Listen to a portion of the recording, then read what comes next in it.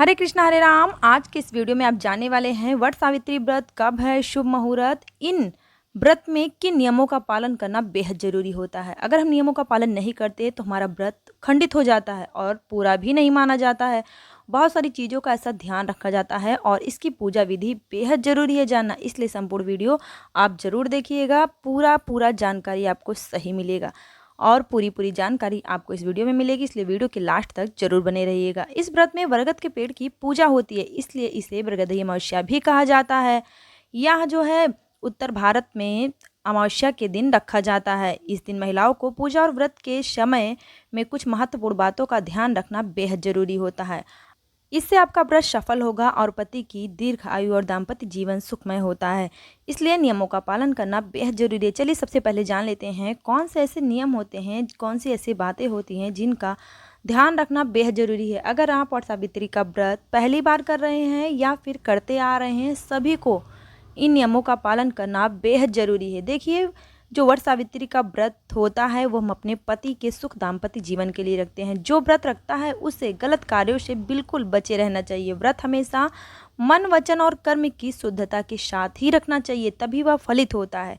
किसी के प्रति कोई घृणा या द्वेष नहीं रखना चाहिए।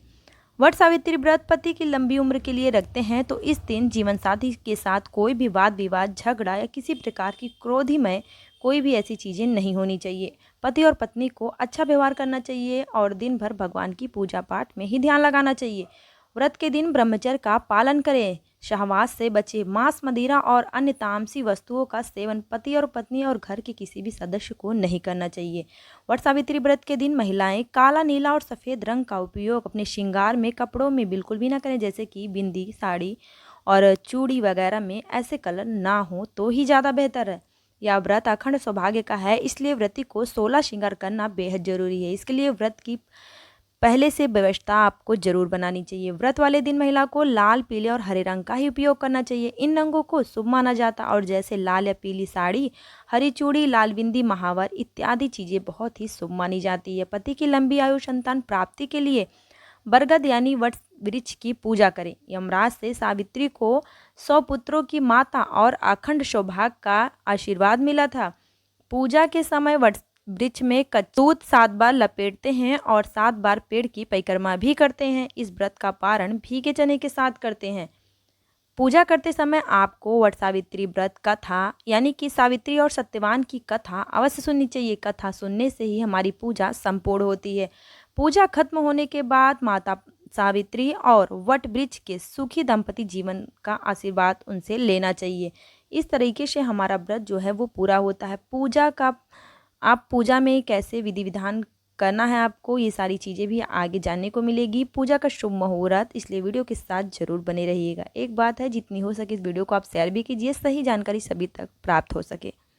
हिंदू पौराणिक कथाओं के अनुसार सावित्री ने यमराज को अपने पति सत्यवान के प्राण को लौटाने पर विवश कर दिया था, इसलिए विवाहित स्त्रियां पति की दीर्घायु और सकुशलता की कामना के लिए वट सावित्री व्रत जरूर करती हैं और यह व्रत सभी को करना चाहिए। इस व्रत से भगवान हमारे पति की आयु लंबी करते हैं और उनकी तरक्की के लिए आशीर्वाद देते हैं। चलिए जान लेते हैं वट सावित्री व्रत का शुभ मुहूर्त क्या है, कौन से दिन व्रत रखना है और शुभ मुहूर्त क्या है, पूजा पाठ का मुहूर्त क्या है।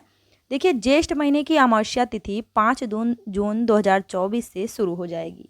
6:24 पर शुरू हो जाएगी और साथ ही इस तिथि का समापन 6 जून को दोपहर 4:37 पर होगा। ऐसे में हिंदू पंचांग के अनुसार वट सावित्री व्रत 6 जून गुरुवार के दिन रखा जाएगा, क्योंकि हमारे में उदया तिथि को ज़्यादा महत्व देते हैं, तो इसलिए यह व्रत 6 जून को रखा जाएगा और इसकी जो आरंभ है वो 5 जून से हो जाएगी, लेकिन समाप्ति 6 जून को है, इसलिए उदया तिथि के अनुसार यह व्रत 6 जून को रखा जाएगा। चलिए जान लेते हैं कि आपको इसमें पूजा किस विधि से करनी है। वट सावित्री व्रत पर सबसे पहले सुहागिन महिलाएं ब्रह्म मुहूर्त में उठकर स्नान आदि कर लें। इसके बाद लाल रंग की साड़ी पहनें और श्रृंगार करें। इस दिन पर वट वृक्ष के पेड़ के नीचे साफ सफाई करें और गंगा जल का छिड़काव करें। इसके बाद वृक्ष में जल अर्पित करें, धूप अगरबत्ती आदि जलाएं।